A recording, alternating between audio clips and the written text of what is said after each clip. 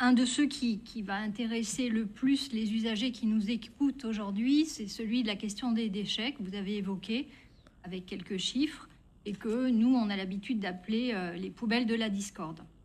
Alors, dans votre présentation, vous n'évoquez effectivement pas ces quelques points qui fâchent, et en particulier sur la question du modèle économique qui a été choisi en 2016 par le SICOVAL et qui repose sur la redevance incitative et dont les conséquences sont aujourd'hui désastreuses pour les communes, pour les administrés, mais aussi pour les finances publiques.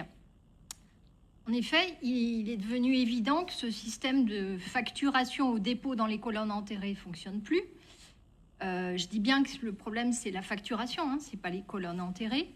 Il est évident qu'on ne peut pas continuer à demander à l'ensemble des administrés de payer pour le ramassage des dépôts sauvages de quelques-uns. On ne peut pas non plus continuer à demander à nos agents municipaux d'ouvrir des sacs poubelles.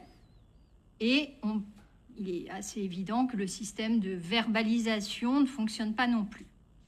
Et donc, il faut trouver rapidement au sein du SICOVAL un nouveau modèle économique pour la collecte et pour le traitement des déchets. Et moi, je suis heureuse que votre ami Jacoberti, qui était président du SICOVAL et qui était à l'origine de la mise en place de ce système actuel, reconnaisse enfin son échec et évoque, comme il l'a fait lundi dernier en conseil communautaire, qu'il faille réfléchir à un autre modèle économique sur la collecte et le traitement des déchets.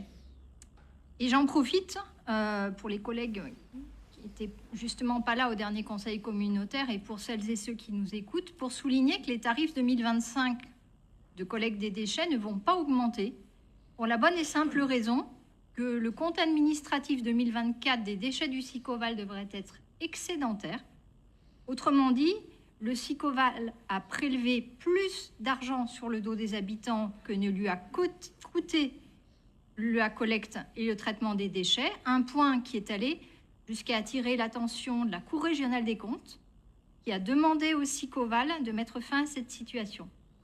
Et donc, vous l'aurez compris, on est parti du rapport 2023, mais en 2025, on n'aura pas fini de parler des poubelles de la discorde.